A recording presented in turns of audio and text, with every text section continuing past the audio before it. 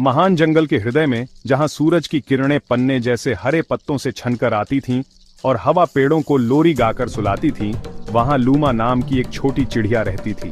वह एक चमकदार नीली गीतकार थी, जिसकी मधुर धुनें पूरे जंगल में प्रसिद्ध थीं और सबसे उदास मन को भी सुकून दे देती थीं। एक सुबह लूमा का गीत सूरज की पहली किरणों के साथ नहीं गूंजा। इसके बजाय वह अपने घोंसले में चुपचाप, कमजोर और कांपती हुई पड़ी थी। उसके पंखों की चमक फीकी पड़ गई थी और वह मुश्किल से अपनी आंखें खोल पा रही थी। एक रहस्यमयी बीमारी ने उसकी नन्ही काया में प्रवेश कर लिया था, उसकी ताकत चुरा ली थी और उसकी आवाज को खामोश कर दिया था। लूमा की बीमारी की खबर पूरे जंगल में तेजी से फैल गई। एक एक करके जानवर आने लगे, जो भी मदद कर सकते थे लेकर आए। सबसे पहले बुद्धिमान उल्लू आया, जिसकी पंखों से प्राचीन छाल की महक आ रही थी। उसे गर्मी और शांति चाहिए। वह हू हू करके बोला और वहीं पास में रहने लगा, अपनी चौड़ी पंखों से उसे ठंडी हवाओं से बचाते हुए। फिर आई कोमल हिरणी, जो जंगल की गहराइयों से मुलायम काई लेकर आई ताकि लूमा का घोंसला आरामदायक और गर्म बना रहे। उसने धीरे से कहा, यह उसके दर्द को कम करेगा। चतुर लोमड़ी अपने गुप्त भंडार से जड़ी बूटियां लाई, कड़वी जड़ें और औषधीय पत्ते। उसने धीरे से कहा, इसे चबाओ नन्ही सी, यह बुखार से लड़ेगा, और उन्हें उसकी चोंच के पास रख दिया।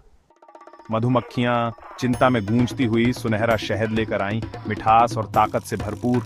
थोड़ा थोड़ा करके यह उसकी ऊर्जा लौटाएगा। यहां तक कि नदी किनारे से कछुए भी आए, खोखले पत्थरों में ठंडा साफ पानी लाकर, ताकि लूमा को प्यास न लगे।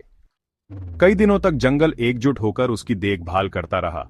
गिलहरियां शाखाओं से निगरानी करतीं, धीमी लोरी गातीं। खरगोशों ने पूरे इलाके को शांत रखा, यहां तक कि हवा से भी धीरे चलने को कहा। भालू ने जंगल की रखवाली की और जुगनुओं ने रात को उसके इर्द गिर्द नाचकर उसके सपनों को रोशन किया। धीरे धीरे लूमा ठीक होने लगी।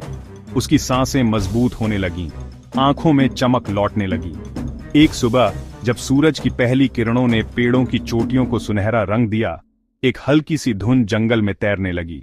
वह धीमी थी, कांपती हुई, लेकिन निस्संदेह लूमा की ही थी। पूरा जंगल शांत हो गया। फिर एक उल्लास का कोरस गूंजा।